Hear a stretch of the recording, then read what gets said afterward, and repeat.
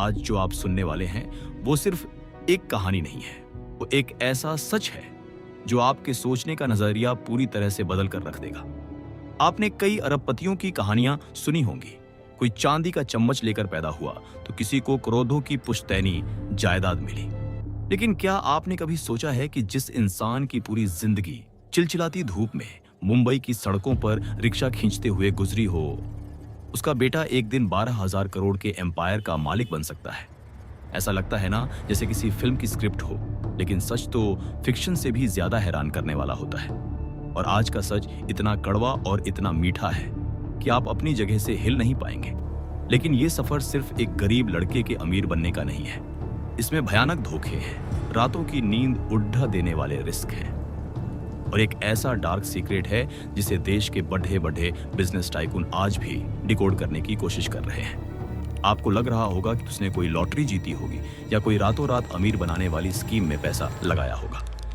लेकिन रुकिए, जो असली वजह है वो आपको इस सफर के बीच में पता चलेगी और मैं दावे के साथ कह सकता हूं कि वो हिस्सा आपके होश उठा देगा। चलिए आपको ले चलते हैं आज से ठीक 22 साल पीछे, धारावी के एक छोटे से स्लम में, जहां टिन की छत वाली 10 बाएं 10 की एक खोली में रामदीन और उसका परिवार रहता था।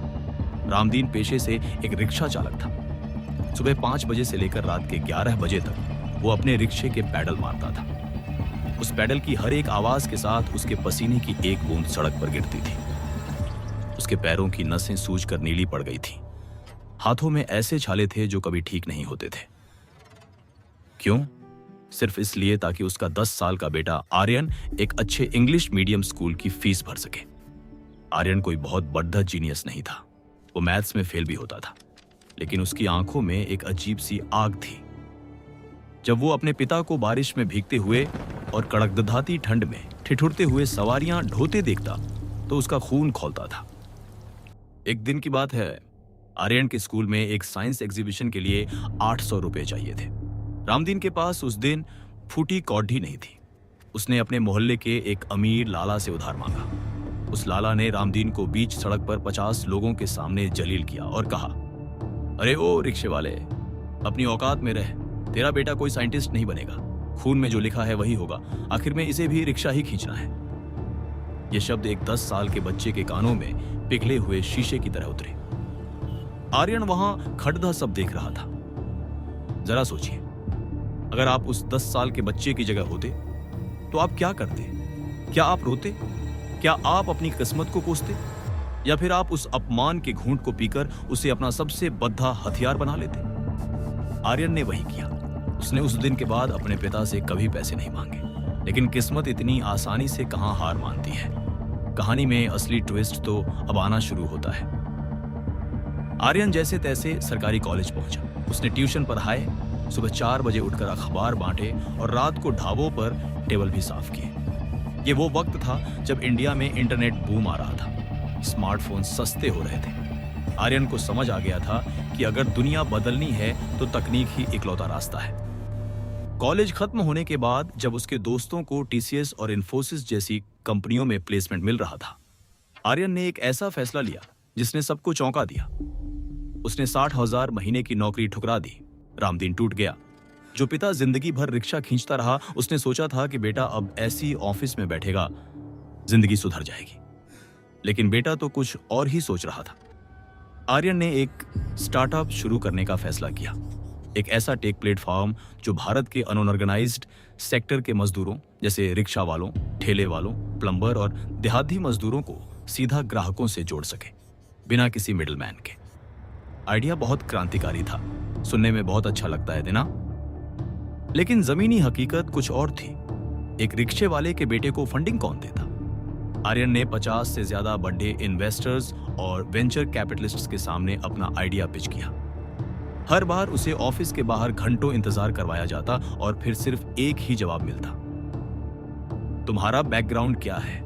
तुम्हारे पास तो खुद का पक्का घर भी नहीं है, तुम्हारी कोई गारंटी नहीं है, तुम करोड़ों का बिजनेस कैसे संभालोगे? लगातार 50 रिजेक्शंस। महीनों तक आर्यन ने ठीक से खाना नहीं खाया। डिप्रेशन उसे अंदर ही अंदर खा रहा था। उसकी कंपनी शुरू होने से पहले ही दिवालिया होने की कगार पर थी। एक दिन ऐसा आया जब उसके पास अपने लैपटॉप को चार्ज करने के लिए बिजली का बिल भरने के पैसे नहीं थे। रात के 2 बज रहे थे।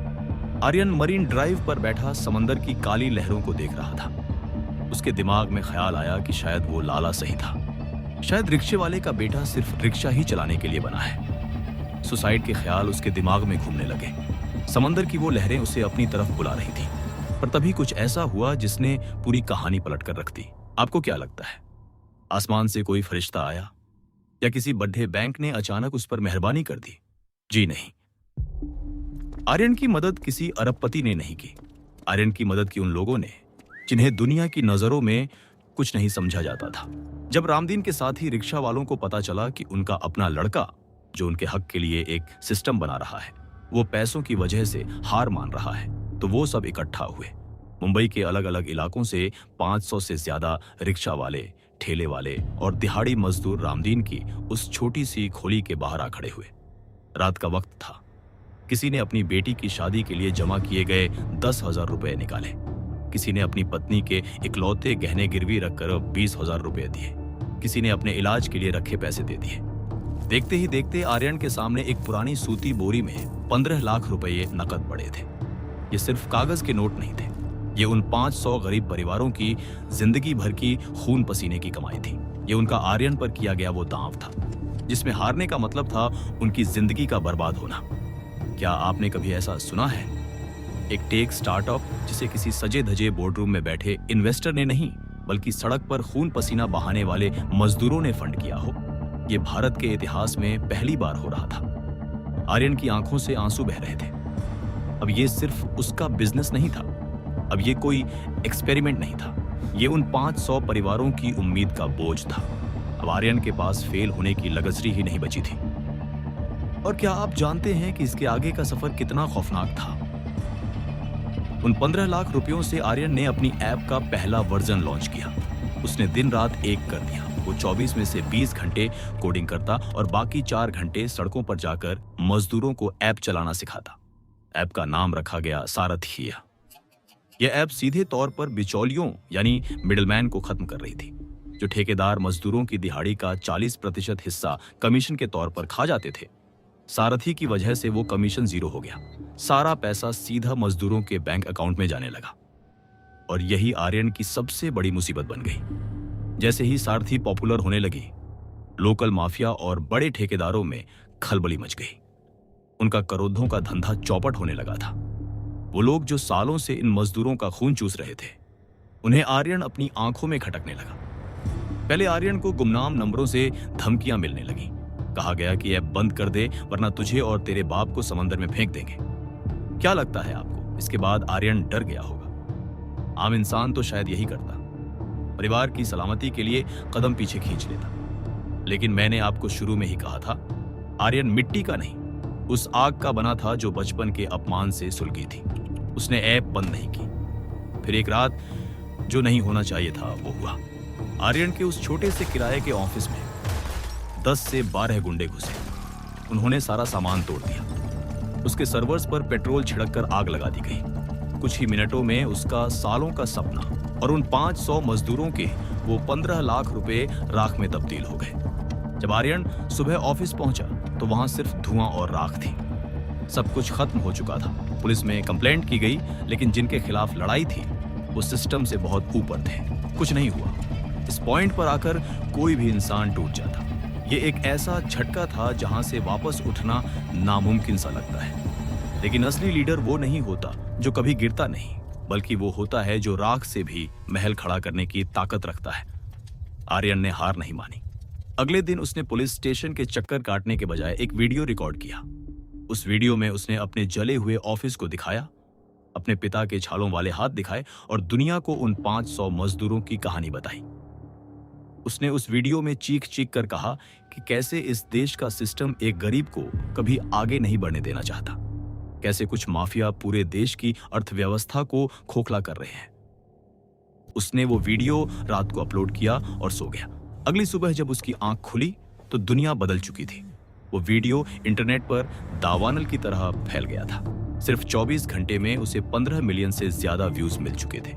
देश के आम लोगों से लेकर बड़े इन्फ्लुएंसर्स, जर्नलिस्ट्स और इंटरनेशनल मीडिया तक सब आर्यन के सपोर्ट में आ खड़े हुए। हैशटैग स्टैंड विद सारथी पूरे दिन टॉप पर ट्रेंड कर रहा था।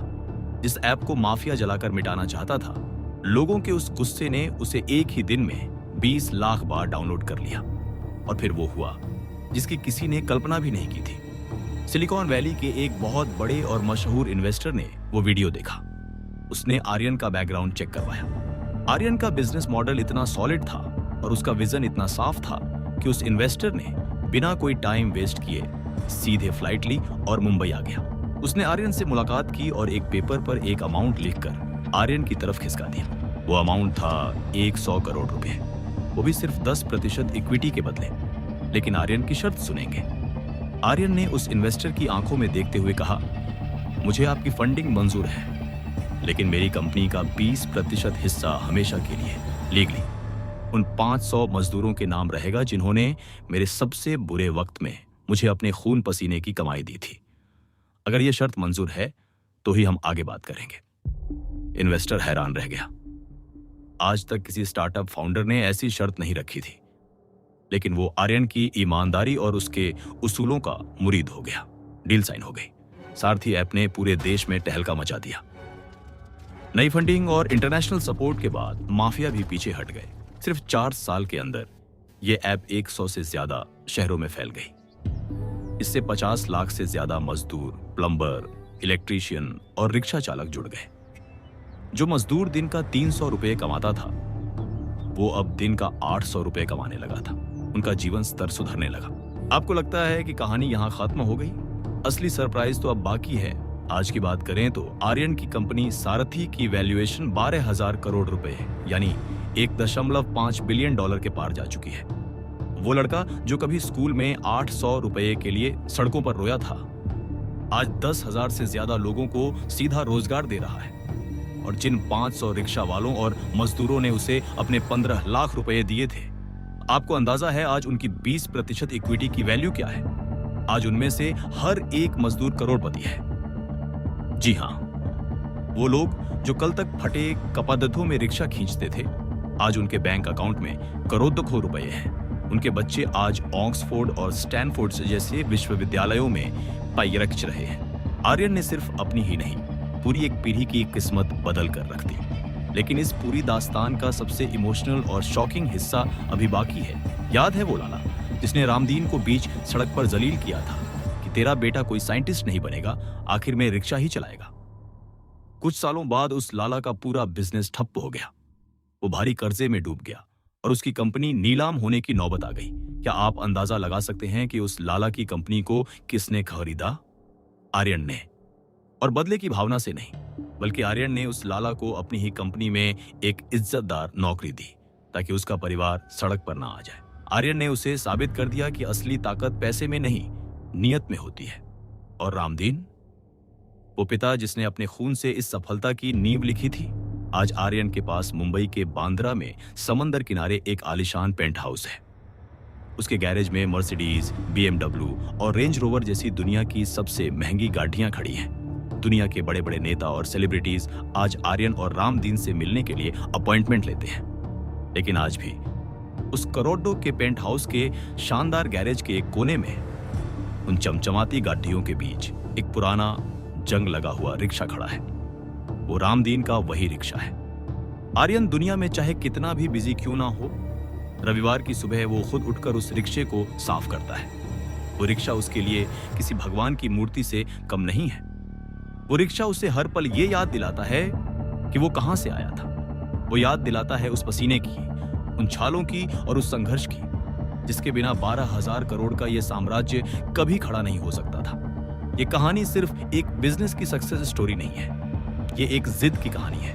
ये कहानी हमें चीख चीख कर एक ही बात सिखाती है कि हमारी औकात हमारी जेब में पड़े पैसों से नहीं, हमारे सीने में पल रहे हौसलों से तय होती है।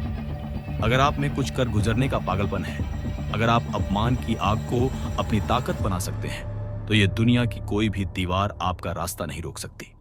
अगली बार जब आप सड़क पर किसी रिक्शे वाले को पसीने में लथपथ देखें या किसी दिहाड़ी मजदूर को मिट्टी में सना हुआ देखें, तो उसे कमजोर समझने की भूल कभी मत कीजिएगा, क्योंकि हो सकता है उस खपरेल की छत के नीचे, गरीबी के उस अंधेरे में, कल का कोई नया अरबपति खामोशी से अपना इतिहास लिख रहा हो।